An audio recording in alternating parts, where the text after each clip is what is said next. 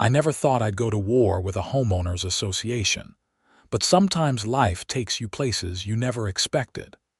The morning I discovered 14 cabins being built on my lakefront property was the day everything changed.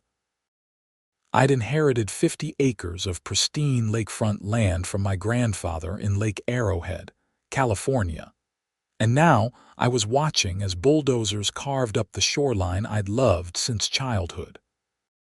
My name is Daniel Hartwell, and until 3 years ago, I was just a regular guy with an incredible piece of property. My grandfather had purchased this land in the 1950s when the area was still relatively undeveloped.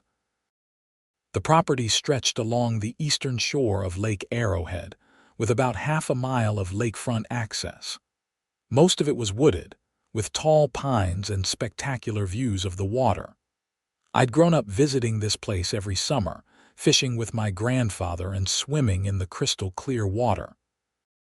When he passed away 5 years ago, I was shocked to discover he'd left the entire property to me. At first, I didn't know what to do with it. I lived in Los Angeles, working as an architectural engineer, and while I loved visiting the lake, I didn't plan to live there full-time. I built myself a modest cabin near the water and visited on weekends and holidays. The rest of the property remained untouched exactly how my grandfather would have wanted it. That all changed when Patricia Whitfield showed up at my door one crisp autumn morning. She had a clipboard, a forced smile, and a pastel cardigan that screamed, "I want to speak to your manager." I'd never seen her before, but I immediately knew she was trouble. "Good morning. I'm Patricia Whitfield, president of the Arrowhead Shores Homeowners Association," she said with an artificial brightness that made my teeth hurt. "I'm here to discuss some exciting developments for our community." I squinted at her. "What homeowners association? I'm not part of any HOA." Her smile didn't falter, but her eyes narrowed slightly.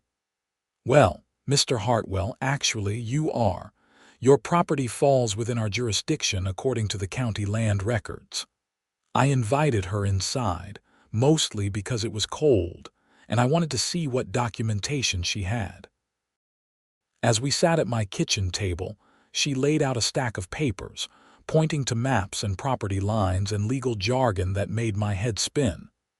"This is nonsense," I said after reviewing the documents. "My grandfather owned this property outright. There's no HOA covenant attached to it." "I'm afraid there is," she insisted, pulling out another document. "When the Arrowhead Shores development was established in 1985, this entire area was incorporated into our association. Your grandfather may not have been active in the HOA, but the property is legally bound by our regulations." I shook my head. My grandfather would have mentioned this. He owned this land for 30 years before 1985. "It's all here in black and white, Mr. Hartwell. And now that we've finally located you, you really should have updated your contact information with us. We need to discuss the community improvement project." "What project?" I asked, already feeling a knot forming in my stomach. "The board has approved the construction of 14 luxury lakefront cabins on the undeveloped portion of your land. It's going to be wonderful for property values," she said, her smile never wavering. "Construction begins next week." I nearly spat out my coffee. "Absolutely not. This is private property. You can't just build on my land." Patricia's smile finally faltered. "Mr. Hartwell, I don't think you understand. The HOA has easement rights specifically for community development. It's all in the covenants.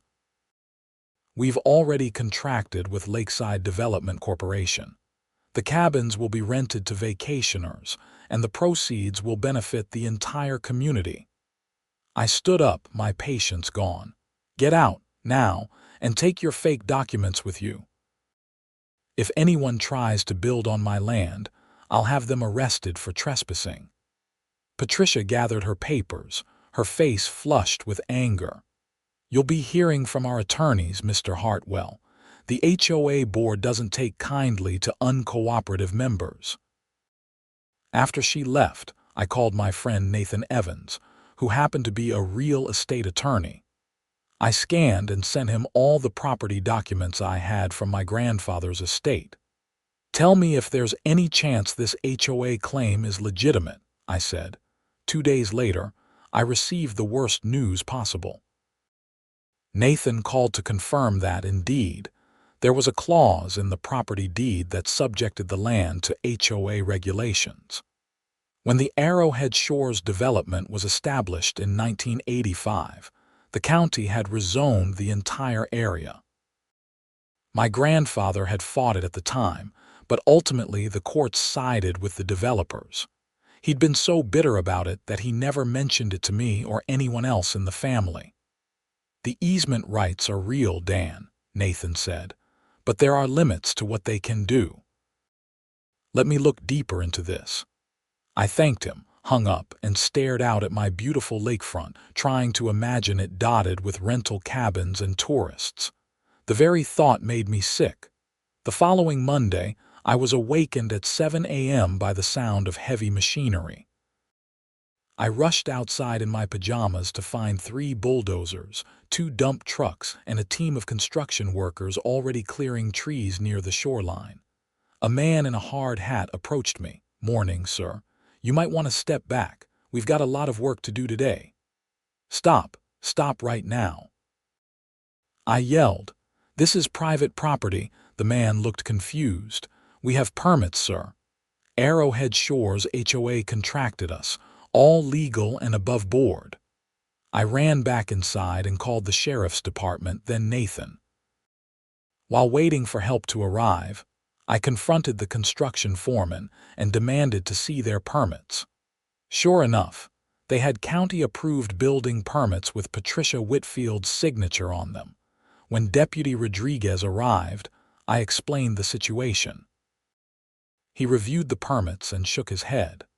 "I'm sorry, Mr. Hartwell, but these appear to be in order. This is a civil matter between you and the HOA. You'll need to take it to court if you want to stop the construction." Nathan arrived an hour later and had a similar reaction. "They've done their homework, Dan. The easement is legitimate, and they've secured all the necessary permits. We can file for an emergency injunction, but it will take time." "How much time?" I asked, watching as another ancient pine tree crashed to the ground. "A week, maybe 2, depending on the court schedule." I filed for the injunction that day, but as Nathan predicted, it took nearly 2 weeks to get a hearing. By then, the clearing was complete, and the foundations for all 14 cabins had been poured. The judge, an elderly man named Harold Bennett, listened to both sides and then delivered his verdict. While I sympathize with Mr. Hartwell's position, the HOA covenant is clear. They have the right to develop community amenities on the designated easement areas of his property. "However," he added, looking sternly at Patricia Whitfield and her attorney, "the scale of this development seems excessive. I'm ordering a temporary halt to construction until an independent survey can determine if this project falls within reasonable use of the easement." It was a partial victory, but I knew it wouldn't last. The survey would take weeks, and in the meantime, the damage to my property was already substantial. That evening, as I sat on my porch staring at the construction site, a luxury SUV pulled up. A tall man in an expensive suit stepped out and approached me. "Daniel Hartwell, I'm Victor Reynolds, CEO of Lakeside Development Corporation." I didn't stand to greet him. "You're the one destroying my property." He smiled, unfazed. "I understand your frustration, but I'm here to propose a solution that might benefit us both." I raised an eyebrow. "I'm listening." "My company specializes in luxury vacation rentals. These cabins will be top of the line, attracting high-end clientele to Lake Arrowhead. The HOA has contracted us to build and initially manage the properties. He paused, gauging my reaction. Here's what I propose: become our partner instead of our adversary. Partner, how exactly? You own the land, we build the cabins. Instead of the rental income going solely to the HOA, we arrange a profit-sharing agreement. You get a percentage of every booking. Given the prime location, we're talking potentially significant income. I laughed bitterly. So I should just accept that you're building on my land without my permission and be grateful for whatever scraps you throw my way. Reynolds sat down uninvited. Mr. Hartwell, the construction is happening whether you like it or not.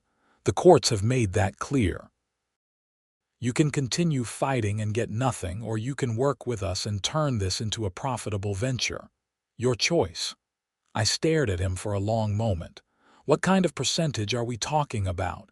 15% of gross rental income. 40, I countered. He laughed. 20. And that's generous considering the HOA doesn't legally have to give you anything. We negotiated for nearly an hour before settling on 30% of the rental income, with quarterly payments and full access to the booking records. I also demanded input on the cabin designs to ensure they wouldn't completely ruin the aesthetic of my property. Reynolds agreed, seeming pleased with himself. Before he left, I asked the question that had been bothering me since Patricia's first visit. Why now? My grandfather owned this land for decades, and the HOA never tried to develop it before. Reynolds hesitated, then shrugged. Lake Arrowhead vacation properties have skyrocketed in value over the past few years. The profit potential is too good to ignore. Plus, he added with a smirk, Patricia Whitfield is quite determined once she sets her mind to something. After he left, I called Nathan to discuss the agreement. He advised against it, saying I should continue fighting in court, but I was being realistic. The construction had already begun. The courts were siding with the HOA, and at least this way I'd get something out of it. Just make sure the agreement includes a clause that you retain ownership of the land, Nathan warned, and get everything in writing. The next day, I met with Reynolds, Patricia, and their attorneys to formalize our agreement. I brought Nathan with me, and he insisted on several clauses to protect my interests. The most important was that I retained full ownership of the land, and the HOA would be leasing it from me for the purpose of operating the cabins. The lease would be renewable every 5 years. This is irregular, Patricia objected. The HOA has easement rights. We shouldn't have to lease anything. The easement gives you the right to build community amenities, Nathan countered. It doesn't transfer ownership of the land. If you want Daniel's cooperation, these are our terms. Eventually, they agreed, likely because they were eager to resume construction and knew I could continue causing delays through legal challenges. The agreement was signed, and construction resumed the following day. Over the next 6 months, I watched as 14 luxury cabins took shape along my lakefront. I had to admit, Reynolds' company did quality work. Each cabin was custom designed to blend with the natural environment, with large windows facing the lake, spacious decks, and high-end finishes. They were positioned to maximize privacy while still providing each one with lake views.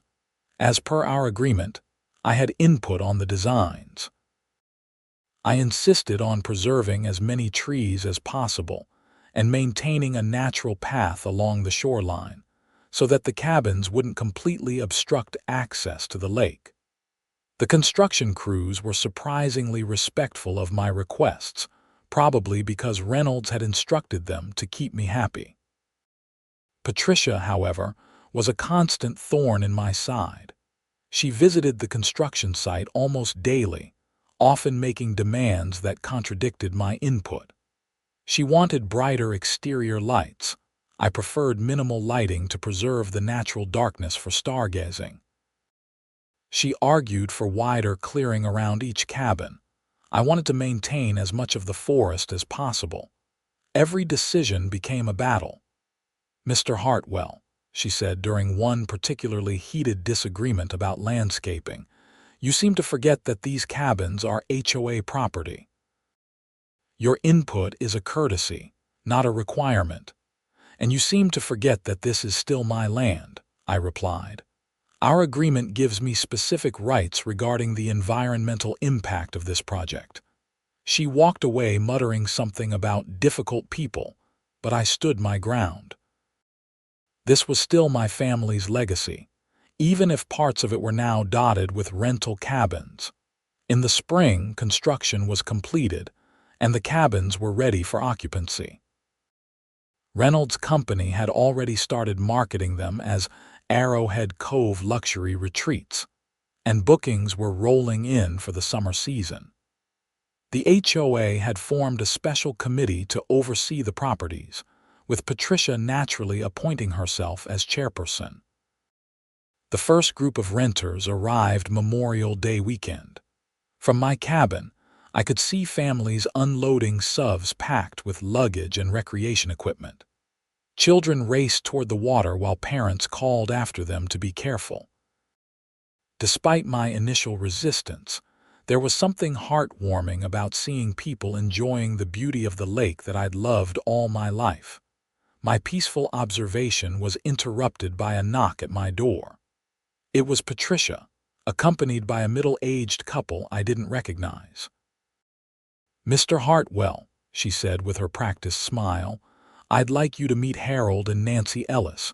They're the renters in Cabin 7 and they've expressed some concerns about lake access." Harold extended his hand. "Pleasure to meet you, Mr. Hartwell.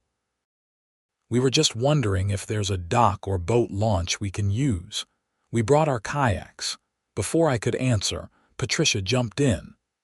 "Mr. Hartwell owns the adjacent property, but the lake access belongs to the HOA now. We're planning to install a community dock next month." I frowned. "That's not accurate, Patricia. My property line extends to the water, and the agreement specified that renters would have access to the lake via the natural path we preserved, but no permanent structures would be built on the shoreline without my approval." Patricia's smile tightened. "Perhaps we should discuss this privately." I turned to the Ellis family. "You're welcome to launch your kayaks from anywhere along the shoreline. Just be respectful of the natural environment." They thanked me and left, while Patricia remained, her face flushed with anger. "You are undermining my authority with the guests, Mr. Hartwell." "I'm clarifying the facts," I replied. "If you'd like to revisit the agreement, my attorney would be happy to walk you through it again." That interaction set the tone for the next few months. The cabins were constantly booked, with guests coming and going each weekend. Most were respectful, but there were occasional issues: late-night parties, trash left on the shoreline, unauthorized campfires. Each problem required coordination between me, Patricia, and Reynolds' management team. By the end of that first summer, it became clear that the current management arrangement wasn't working. The HOA committee members were volunteers with limited time. Patricia was more interested in wielding authority than solving problems, and Reynolds' team was focused primarily on bookings rather than day-to-day oversight. During a particularly tense meeting in September, I made a proposal. "Let me take over the on-site management. I live here full-time, I know the property better than anyone, and I have a vested interest in making sure it's properly maintained." Patricia immediately objected. "Absolutely not. The HOA is responsible for managing community amenities." Reynolds, however, looked intrigued. "What exactly are you proposing, Daniel?" "I'll handle check-ins, maintenance calls, and rule enforcement. Your company continues to manage bookings and marketing." The HOA receives its share of the profits as agreed, but daily operations become my responsibility. "And what do you get out of this additional work?" Reynolds asked. "An increased percentage. 35% instead of 30. After much debate, we reached a new agreement. I would take over on-site management, receiving 35% of the rental income and a small monthly stipend for my time." Patricia was outvoted by the other HOA board members, who recognized that having someone on site full-time would likely improve the guest experience and property maintenance. And so began my unexpected career as a property manager. I hired a local handyman, Mike Donahue, to help with maintenance, and a college student, Natalie Ellis, to assist with cleanings between guests. I created a welcome packet for each cabin with information about the lake, local attractions, and clear rules about noise, trash, and shoreline use. To my surprise, I enjoyed the work. I met interesting people from all over the country, shared my knowledge of the lake with eager families, and developed a newfound appreciation for my property in all 4 seasons. The cabins, which I had initially re-scented, became a source of pride as I ensured they were maintained to the highest standards. The first year of operations was remarkably successful. The cabins maintained nearly 80% occupancy from May through October, and even attracted winter visitors for skiing and holiday getaways. My quarterly profit share was substantial enough that I was able to cut back on my engineering consulting work and focus primarily on managing the property. Patricia, however, remained a constant irritant. She insisted on weekly HOA inspection visits, often nitpicking about minor issues: a loose board on a deck, wildlife-proof trash cans that weren't secured properly, guests who parked slightly over the designated lines. Each complaint required my attention and often resulted in heated exchanges. "The Johnsons in Cabin 3 have 3 vehicles instead of the allowed 2, she reported one day. "This is a clear violation of HOA rules. They have family visiting for the day," I explained. "The extra car will be gone by evening." "Rules are rules, Mr. Hartwell. I'm issuing a violation notice." I stepped between her and the cabin. "No, you're not. These people are paying guests, not homeowners subject to your petty tyranny. The agreement gives me authority over day-to-day management, and I'm using my discretion in this case." She left in a huff, but I knew this wasn't the end of our conflicts. Patricia seemed personally offended by my growing influence over what she considered her project. The other HOA board members, however, were pleased with the arrangement. Rental income was exceeding projections. Maintenance costs were lower than expected thanks to my preventative approach, and guest reviews were overwhelmingly positive.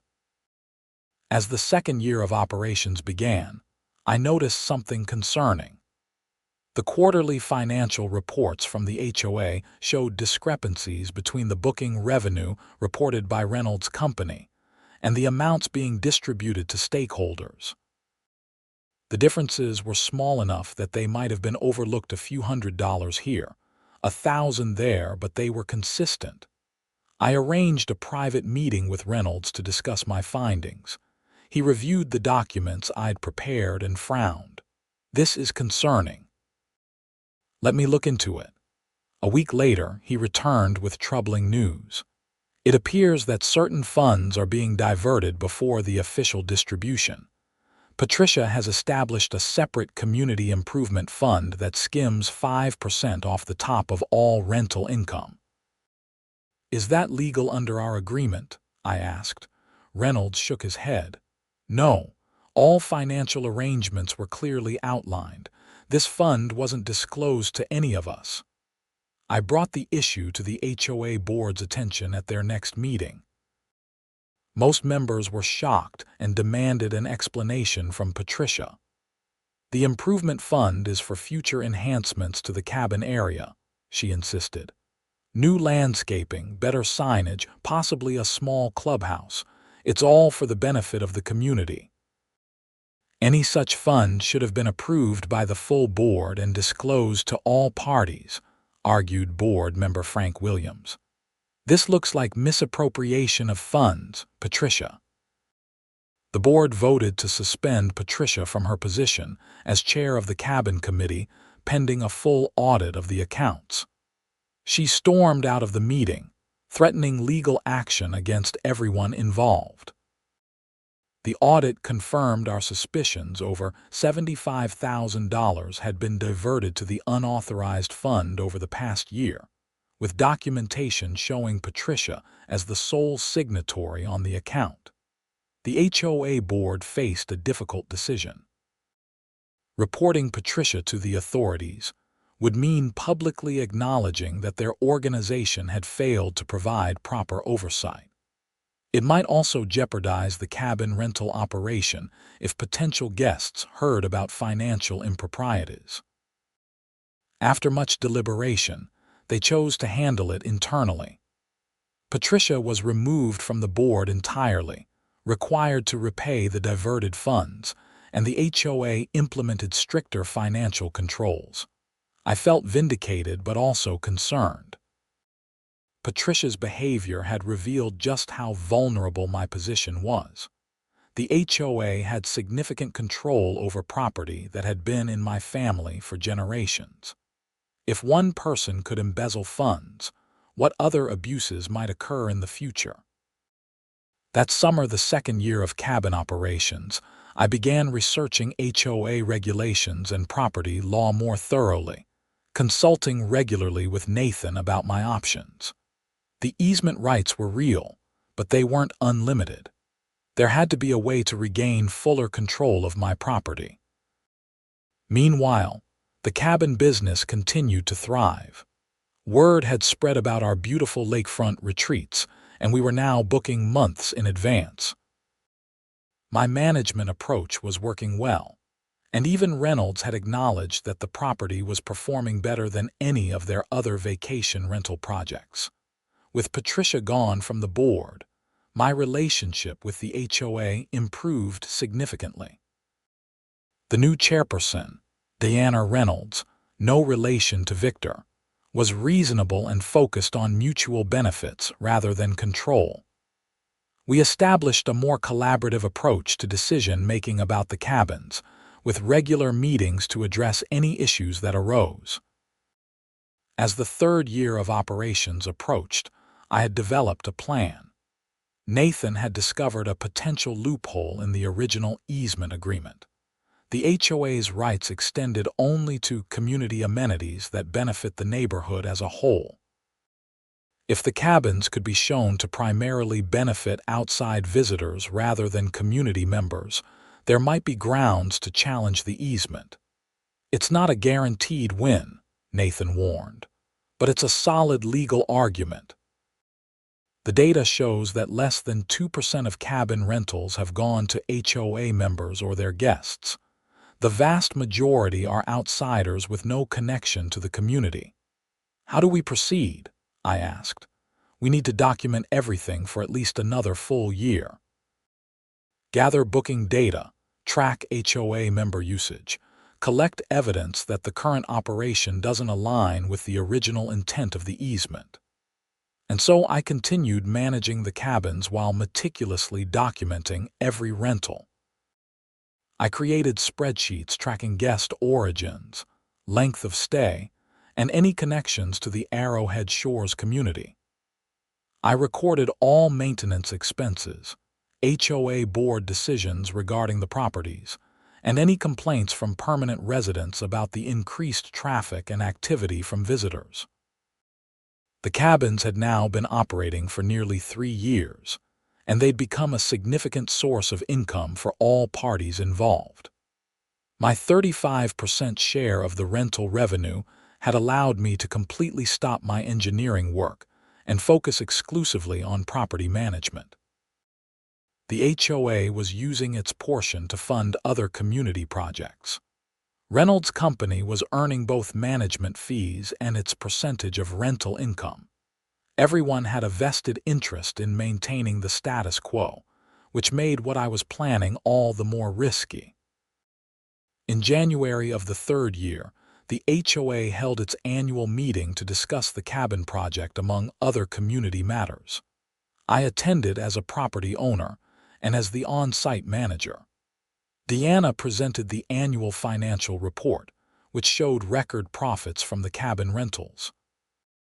The Arrowhead Cove cabins have exceeded all expectations, she announced proudly. In fact, they've been so successful that the board is considering a Phase 2 development on the northern section of Mr. Hartwell's property.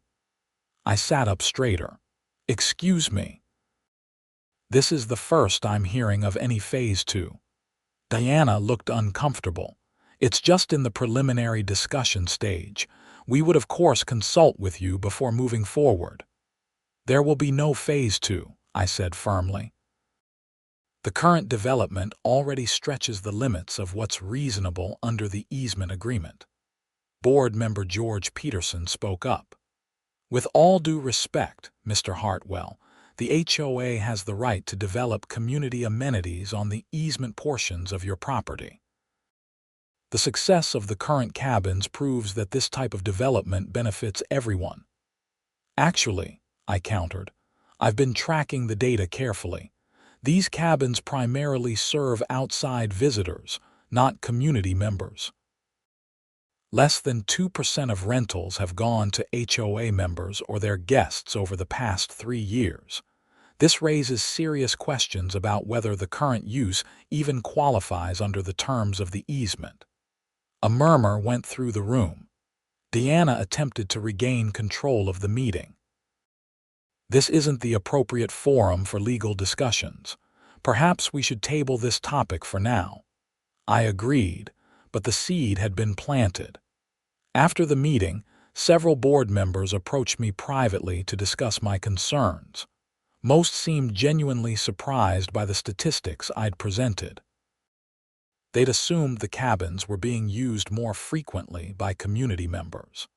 The following week, I received a letter from the HOA's attorney requesting a meeting to discuss the misunderstandings that had arisen regarding the cabin project. Nathan accompanied me to the meeting, where we met with the attorney, Deanna, and 2 other board members. Mr. Hartwell has raised some valid points about the current use of the cabins, Nathan began. The easement specifically allows for community amenities. These cabins are functioning as commercial vacation rentals for outside visitors, which falls outside the scope of the easement.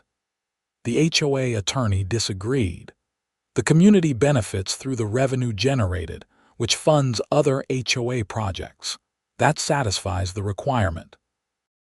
That's an extremely broad interpretation, Nathan countered. By that logic, the HOA could build anything on Mr. Hartwell's property, a shopping mall, an amusement park, as long as some portion of the profits went to the HOA. The discussion went back and forth for hours without resolution. In the end, both sides agreed to have independent legal experts review the easement language and the current use of the property.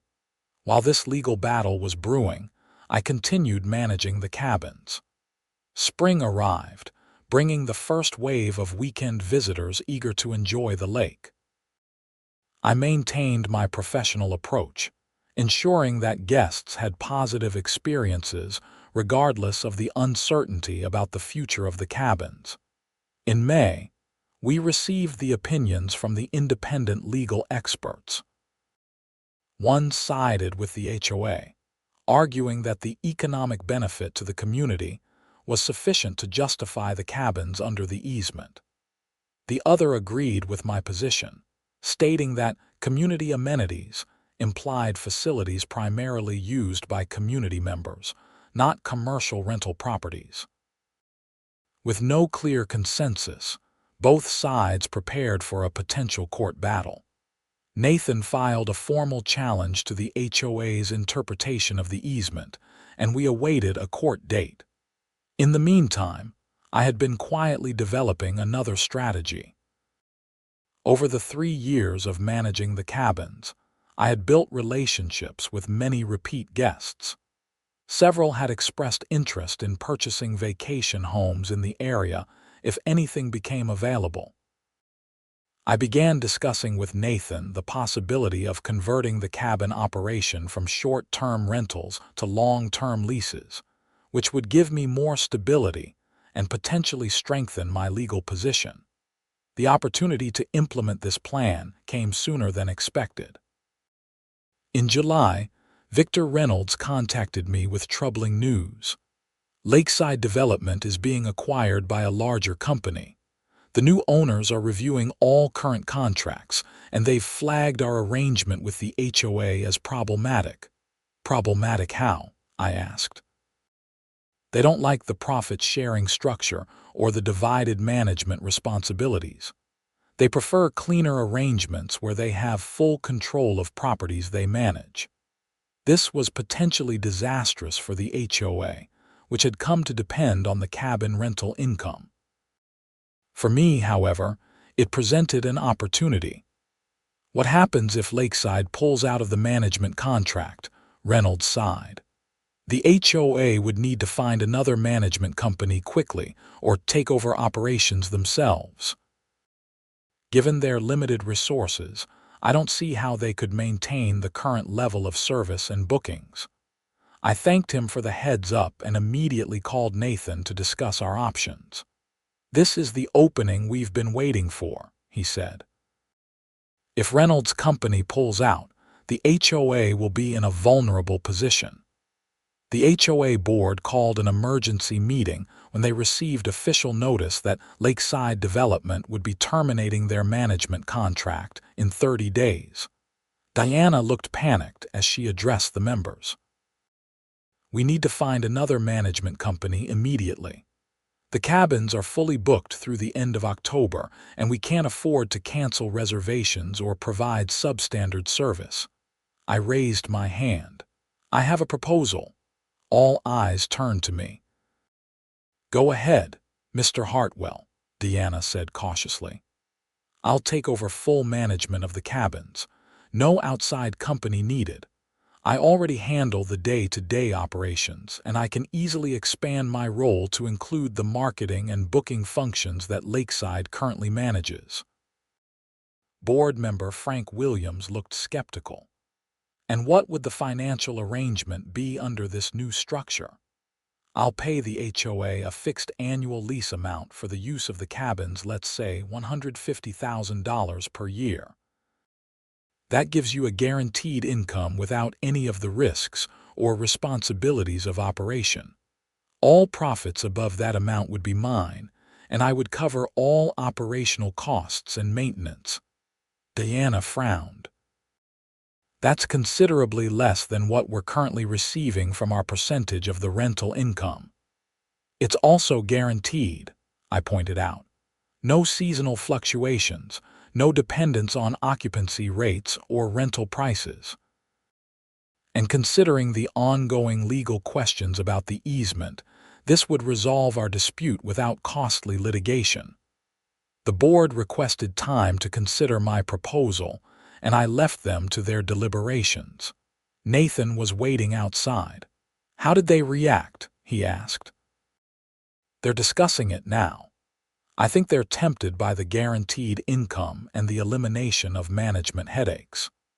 2 days later, Deanna called to accept my proposal with one modification. They wanted $180,000 annually for the lease, with increases tied to inflation every 3 years.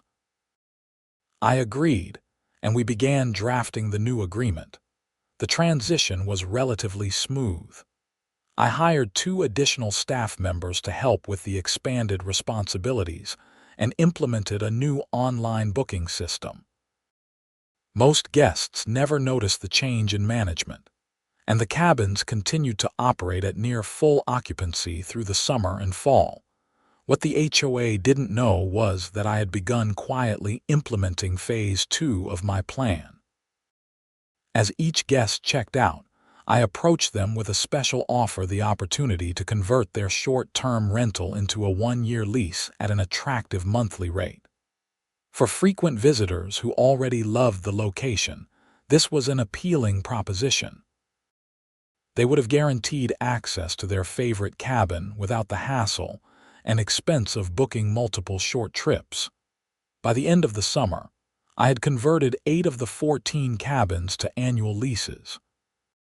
The tenants signed agreements that included strict compliance with all my property rules, which were more conservation-minded than the HOA's regulations.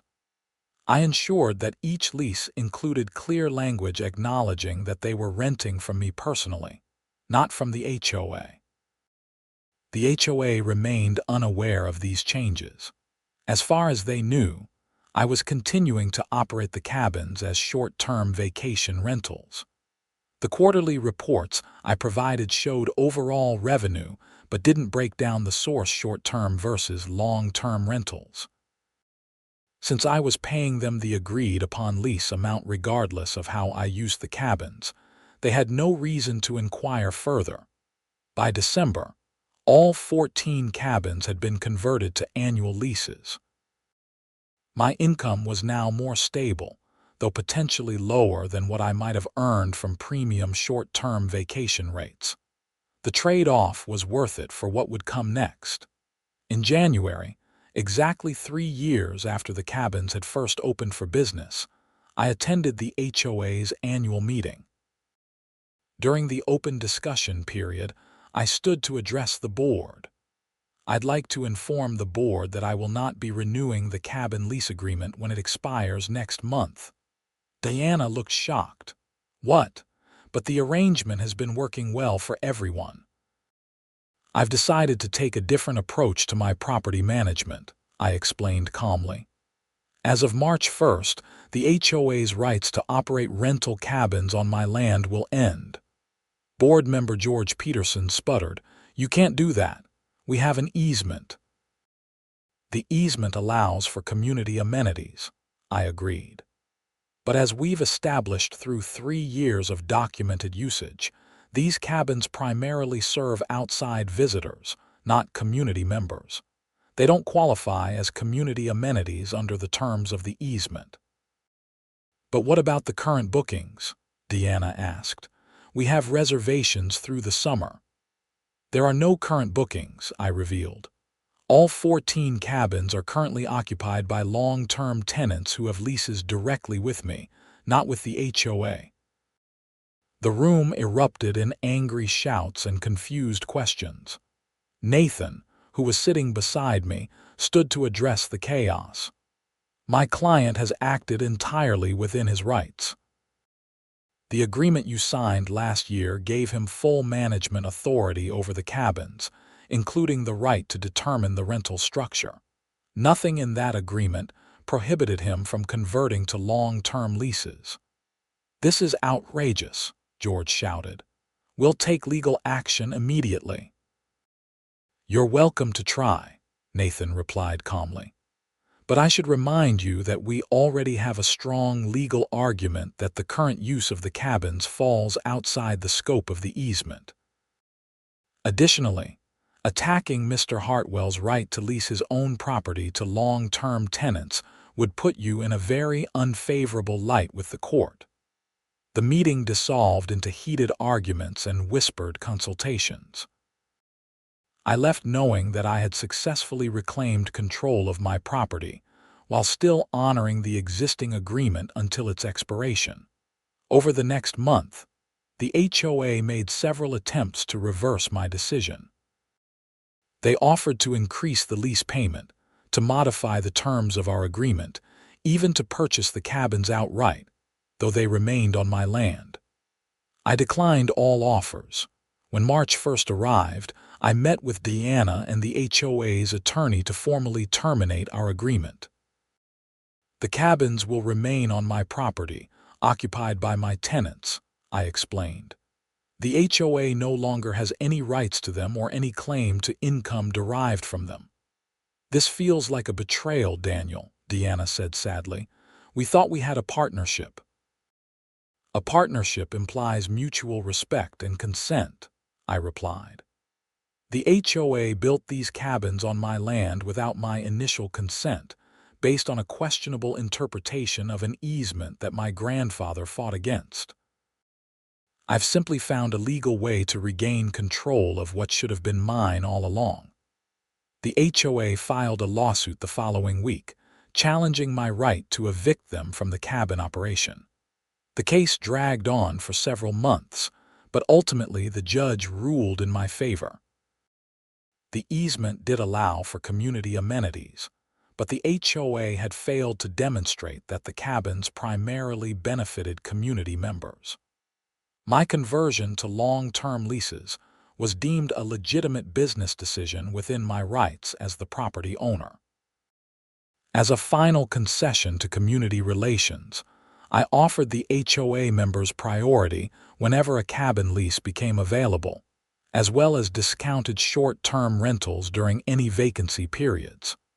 Few took me up on the offer, but it helped to ease tensions somewhat. Patricia Whitfield, who had remained bitter about her removal from the HOA board, attempted to organize community opposition to my takeover of the cabins. Her efforts gained little traction, especially after a local newspaper investigated and published an article about her previous misappropriation of cabin rental funds. Today, 3 years after evicting the HOA from my property, I still operate the 14 lakefront cabins as long-term rentals.